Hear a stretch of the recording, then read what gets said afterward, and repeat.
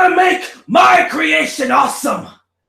It's gonna be me, the Lex Man, because we are live. Ladies and gentlemen, Smackdown's 900th episode edition review brought to you by your boy, the Lex Man. That was me paying homage to one of my favorite promos on Smackdown ever. 2002. Vincent Kennedy McMahon's classic NWO.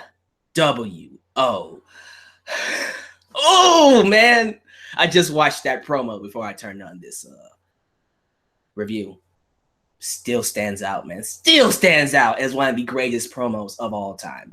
Now, the NWO run, not so good. But that promo, man, I cannot tell you the goosebumps I still get when I watch that promo. It's just awesome stuff. So, welcome to my review. I'm going to open things up a little different.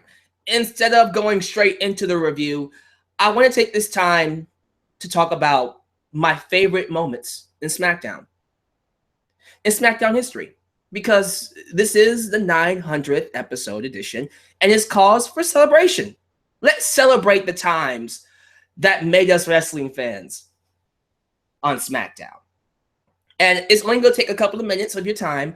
I have a full list of moments, my favorite moments in Smackdown history, things that when I think about Smackdown, when I think about these moments, they illustrate how much of an impact they've left on me as a wrestling fan. And it all happened on this show. These moments defined Smackdown. These moments defined WWE. It defines wrestling, period. Moments like the Vince McMahon NWO promo. Moments like, let me pull this list up. Austin, Stone Cold Steve Austin, destroying the DX truck. I remember that moment. I remember that entire show. I love the mind games Austin played with the DX and the McMahon ministry. I loved it. It was awesome. And I think it was called the, McMahon-Helmsley regime. I remember that. This was pre-Authority. This was the Authority back in 2000s, the early Authority. Brock Lesnar and Big Show destroying the ring with a superplex. Still blows my mind. I remember that entire match. It was short, but it was awesome. You have to go back and watch it. I remember in the match, first off, you saw Brock Lesnar tossing Big Show like he was just a regular wrestler. Belly-to-belly suplex, F5s, and then a superplex off the top. Glorious moment. Austin and Booker T in the supermarket. That was a great... That's some more. Mudhole stomping him, pouring sugar and flour all over him. It was just glorious. I love that beatdown. One of my favorite Austin beatdowns. You had Austin throwing Kurt Angle's medals inside the river when he was a heel. King Booker. I don't care what anybody says. I love King Booker from 2006. I love that gimmick. I know a lot of people frown on that gimmick. I don't care what anybody says. That was some of Booker T's best work.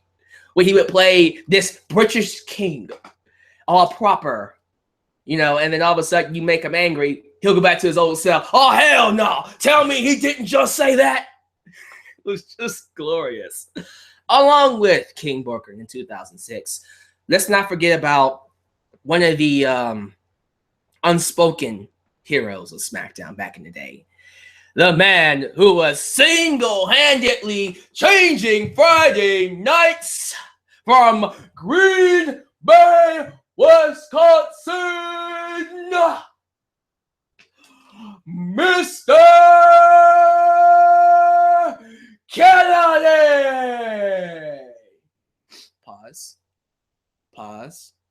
Kennedy. One of the best promos ever in WWE. I miss that guy. I hope he comes back one day.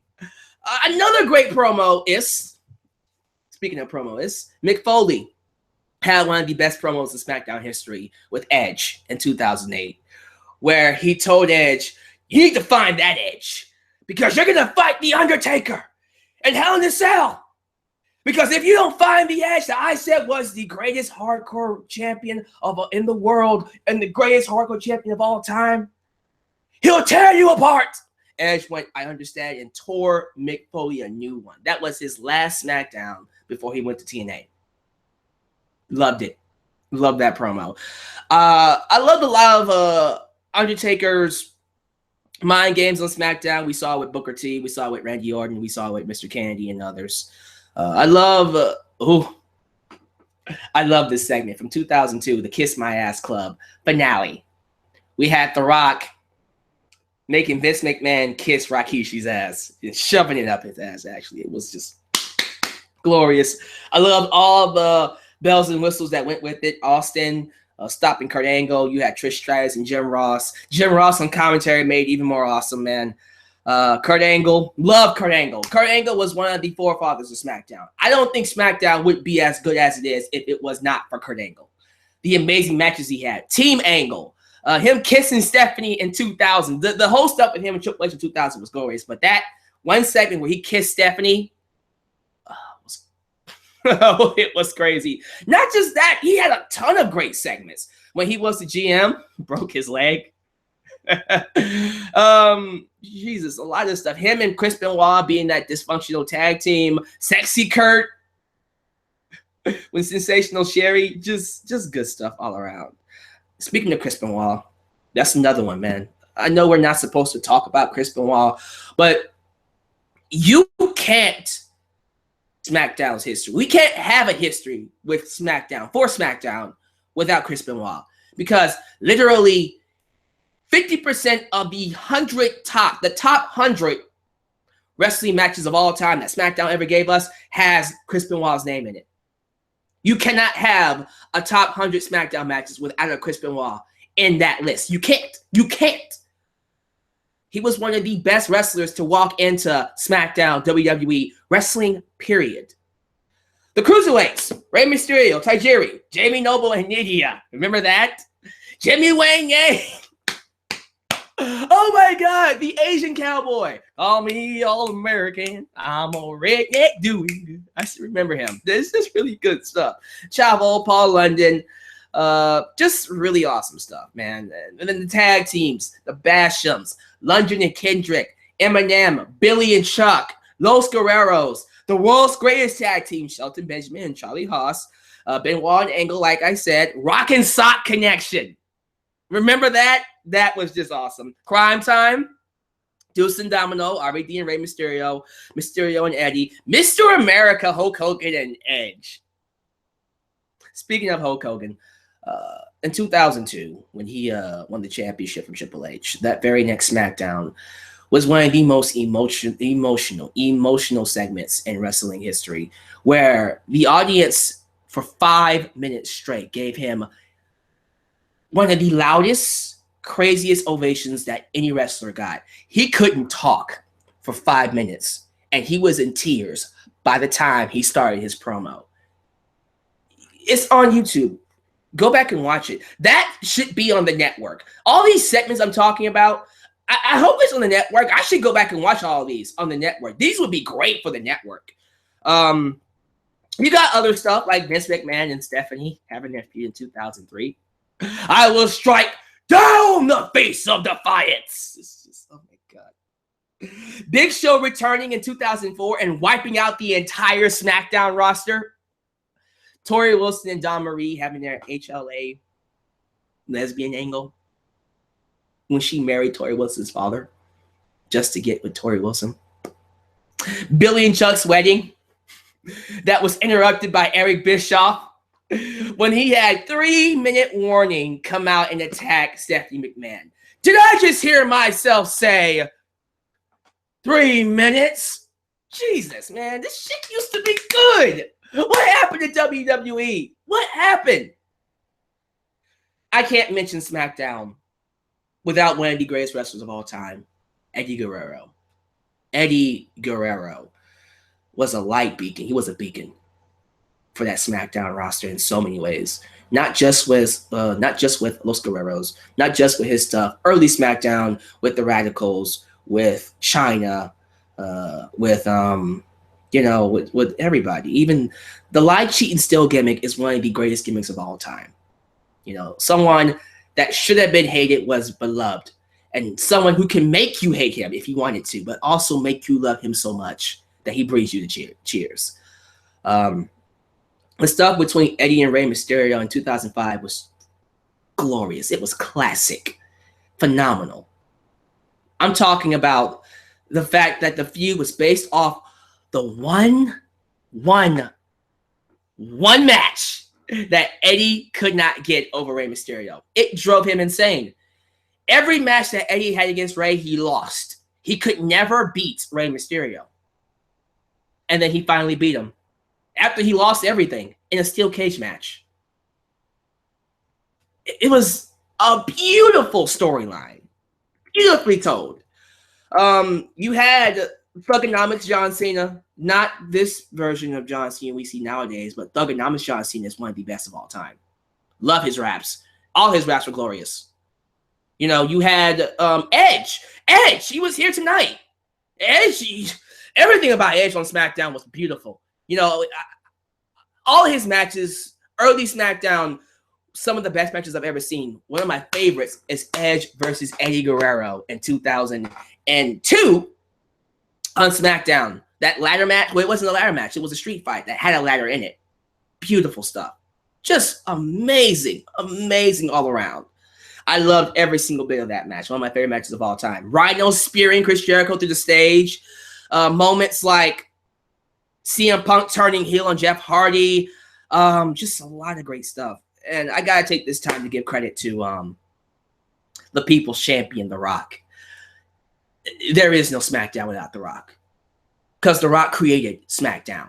The Rock invented the word SmackDown. The SmackDown Hotel. Every SmackDown promo The Rock cut is legendary. Every promo The Rock cut is legendary, but SmackDown was made because of The Rock. And, man, as much as I don't like his commentary nowadays, let's give some credit to Michael Cole and Taz. Michael Cole and Taz, to me, will go down in history as one of the greatest tag team partners. One of the greatest tag team partners. Sorry. One of the greatest commentary teams of all time. They made a great pairing. And I was hoping that maybe, just maybe, tonight on this 900th episode, we would have got them. Or at least Taz. At least Taz. But what do I know? I'm not going to spend too much time talking about that anymore. Let's just go ahead and get into the review. But I needed to reminisce about all those great moments that we had with SmackDown. Because, it's just so many things about WWE, about SmackDown just makes me miss the good old days. It makes me miss the good old days, man. What happened? What happened to WWE? What happened to you? You've allowed yourself to be taken over by some corporate a-holes who are so far up their butts. It's ridiculous.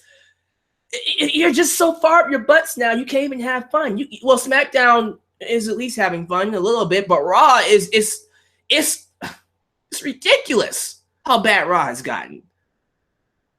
And it's bad for me and us to look back on all the great times. Even the stuff that doesn't get mentioned. Jeff Hardy's World Championship run. Billy Kidman. Rene Dupree, all those people, man. Just thinking about the small stuff makes you like SmackDown a lot more than Raw. But it also makes you despise where they are nowadays. So we have to be careful. That's the thing about nostalgia. Nostalgia makes you hate where you are now. But anyways, let's talk about this week's show. Let's talk about SmackDown. As you guys continue to talk about how awesome SmackDown is, or the great moments of SmackDown in the live chat. But hey, you know what? Let's do that in the comment section or in the live chat. Tell me your favorite moments in SmackDown history. I might talk about them after the review because this review is going to be pretty short. Not much to say about it. But it's gonna be pretty cool regardless. Let's talk about the show. So the 900th episode of Smackdown. First thing on my list here, I noticed that we have a 4-man commentary booth. 4-man commentary booth. I don't like a 3-man commentary booth. I didn't like it when it was in WCW. I didn't like it when it was on Raw. I don't like it when it's ever happening, period. So I damn sure don't like a 4-man commentary booth. I understand maybe, just maybe, we're going to move. I heard that we're going to move David Otunga off the commentary team and replace him with Tom Phillips. Fine. This is still ridiculous. 4-man is way too much. You don't need 4-man. It's just absurd. There's too many commentary. There's too many commentators. Period. You know, I wish we'd go back to 2-man. I miss the days where we just had 2 men calling the shows. Jim Ross, Jerry the King Lawler, Michael Cole, and Taz. That's it. And then we had that extra guy during matches. I'm fine with a 3-man team when it's involving the wrestlers during matches. But when it gets to 4 or 5 men talking, I'm just like, guys, enough. You know? Was it bad tonight? Was it too much? It wasn't, but there is the idea that it can get too much. So I'm just saying, maybe soon we can move things down to 3. I prefer 2, but to 3. We'll see how that works. If it's on Tonga, great. We opened up the show. We opened up SmackDown's 900th episode with The Miz versus Dolph Ziggler. And in a shocking twist, The Miz beats Dolph Ziggler and gets back his championship for the 6th time.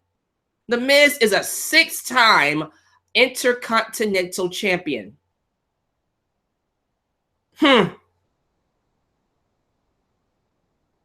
Wow. That's... Didn't see that coming. Really, I did not see that coming. I was not expecting that whatsoever. I really thought we were locked in for Dolph Ziggler versus Sami Zayn. And I'm still kind of surprised we're not doing that match because clearly the better match was Ziggler and Sami Zayn. But now we're doing Miz and Sami Zayn. And that just changes the dynamics altogether. So clearly, Sami Zayn is going to be the fan favorite because he's a Canadian and Miz is not. And I have to change. First off, I have to change my prediction on the match, period, because it's a different match now.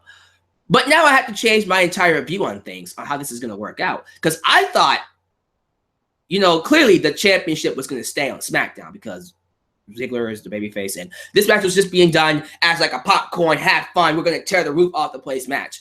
Ziggler versus Sami Zayn. We're not doing that match. It's going to be saved for a later date, I suppose. But now that it's Sami Zayn versus The Miz, I'm going to be bold and say maybe Raw is getting the IC championship. Yeah. Maybe, just maybe, Sami Zayn will win the IC championship. But listen to me on this. They've mentioned multiple times that both Sami Zayn and Cesaro want to come to SmackDown. So I'm thinking to myself, this is how I see it. I'm thinking that Sami Zayn will win the IC championship, but then come to SmackDown. Because I think how it works is if SmackDown wins the majority of the Survivor Series matches, like if they win 2 out of 3 matches, they get to have a trade. They get to pick who they want to come to the shows. I think they'll win, and I think they'll get Sami Zayn. Or they might get Cesaro or something like that. I don't know how this is going to work. I do think Miz will be going to Raw soon. I don't want him to go to Raw. I'd rather him be on SmackDown. But if there is to be a trade, I can see them trading Sami Zayn for The Miz. And also trading maybe Cesaro for Apollo Crews. Like, I don't know. We'll figure that out. I don't know what they're going to do. Maybe Baron Corbin. But this just changes everything. And I don't know what they're going to do now. I'm very curious to see where this goes. I will say that because this is no longer just a popcorn match. I thought, honestly, we were going to do a triple threat. I said, well, Ziggler might cash in his rematch and make this a triple threat. But no, we're just going to do Sami Zayn versus The Miz. So there you go. There's your new match for Survivor Series. Wow. Okay. Sami Zayn versus The Miz. Kalisto took on Oni Lorcan from NXT. And yeah, Kalisto did a very nasty botch tonight. It was a nasty, nasty botch. He's okay. He didn't hurt himself. He manages to finish the match. But he didn't look good in this match at all. I'm a little worried about him this Sunday. He needs to clean up his act. I like Kalisto, but he can't keep botching like this. This isn't going to make him look good at all. I will say that Oni Lorcan looked very impressive in this match. I liked him. I'm liking Oni Lorcan as a talent, both in NXT and SmackDown, and I want to see where he goes. I want him to become something in WWE, and we'll see what that is. Oh, I love this segment. So the next segment, we have the SmackDown tag team, the Survivor Series tag team, all 10 men, Usos, American Alpha, Rhino and Slater, and then it's Breezango, and then freaking who did I miss? Oh, the Hype Bros. So they're backstage and they're talking about their match of Survivor Series. And then in comes King Booker and his holiness. It was awesome, man. And then Booker T tried to motivate them, tell them to bring the win to SmackDown. And then in walks Breezango, wearing some leather, looking questionable.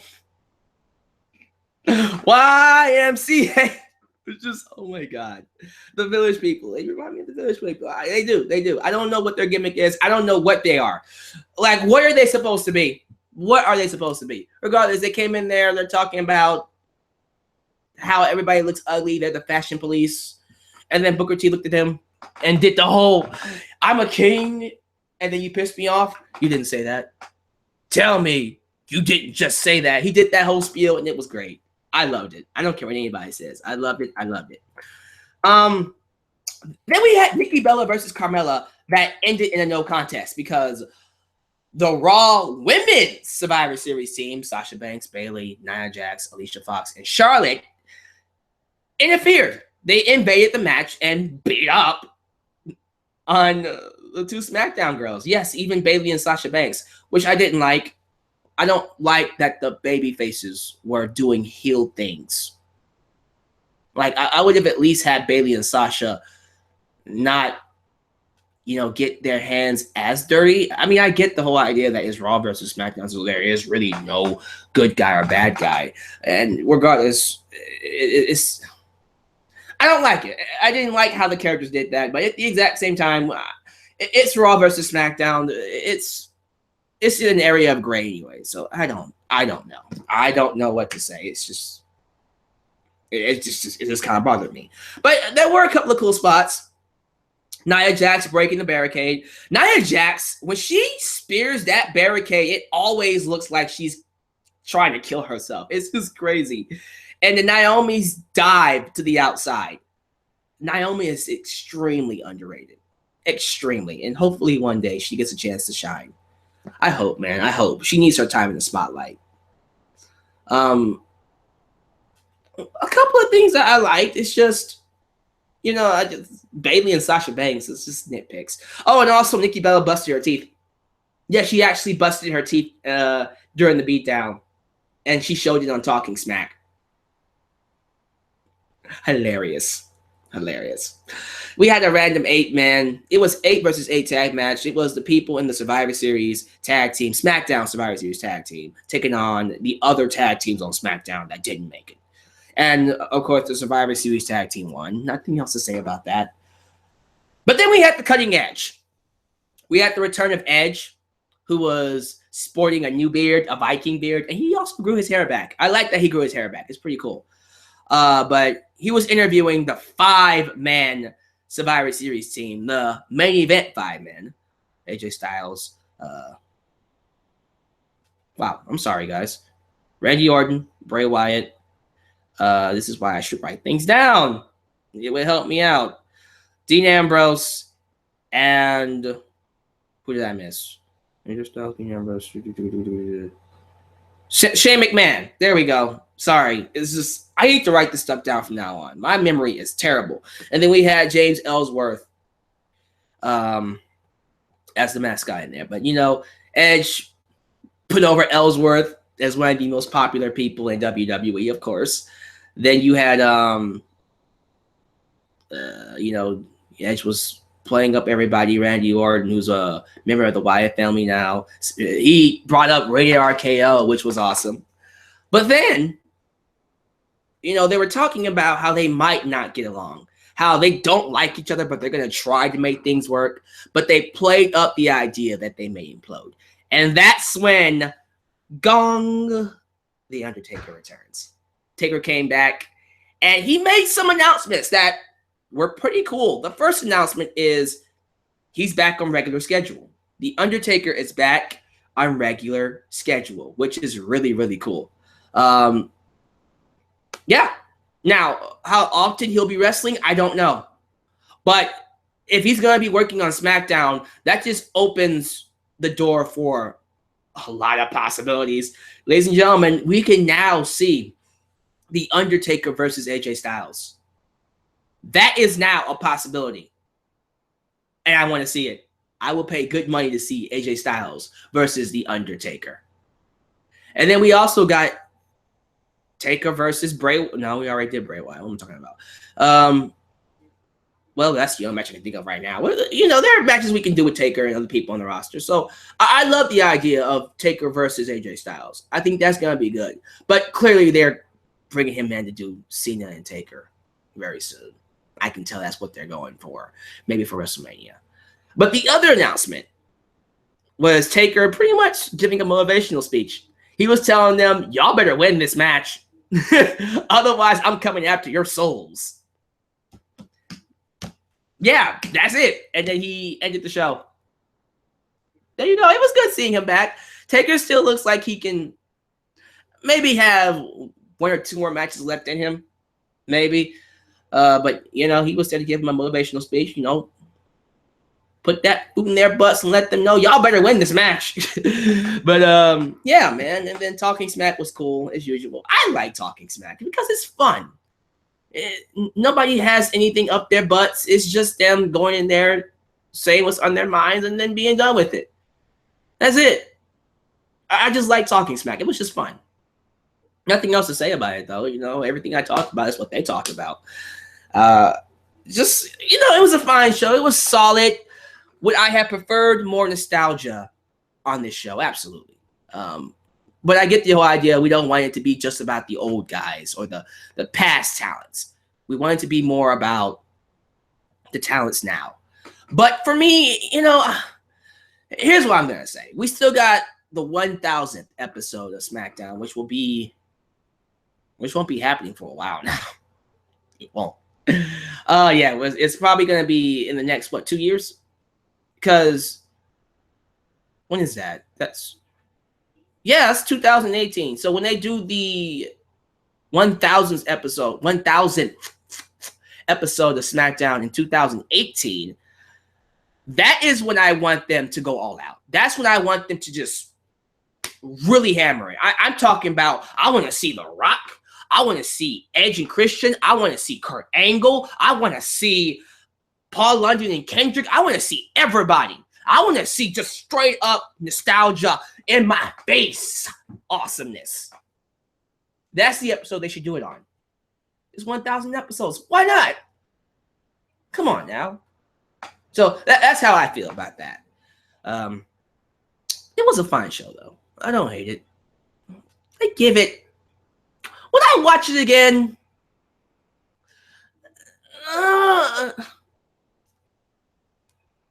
I mean, I'll give it a C. Probably a C plus. I do think it was a little better than Raw, But it was one of those shows where it was just like, okay, I watch some segments again. I don't mind watching Ziggler and Miz again. I don't mind watching the last segment again. But for the entire show, I saw it and that was good. It was solid.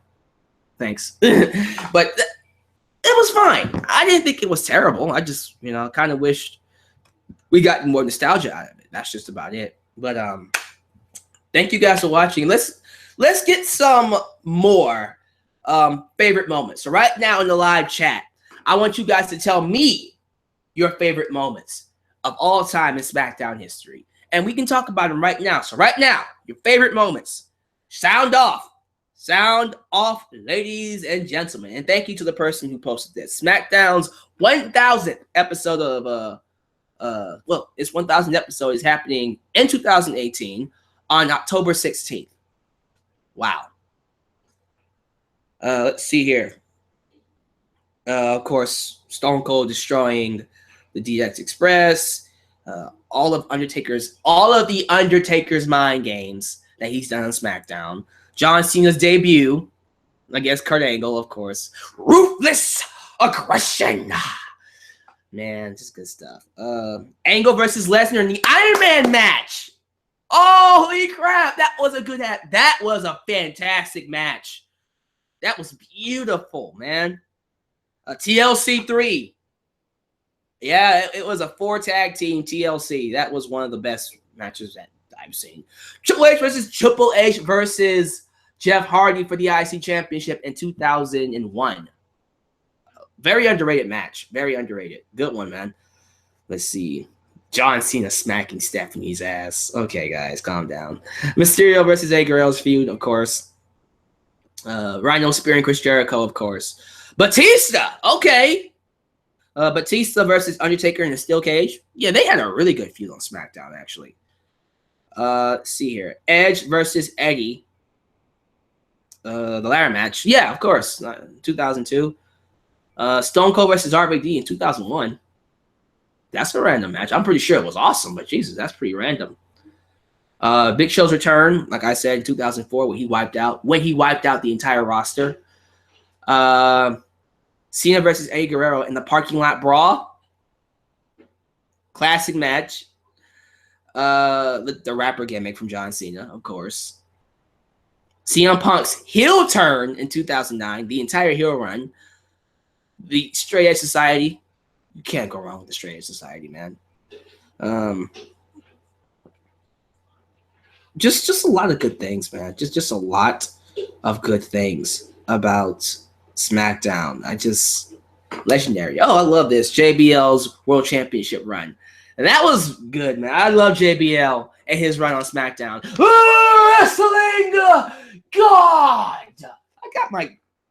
Let me get my cowboy hat real quick. Let me get my JBL cowboy hat.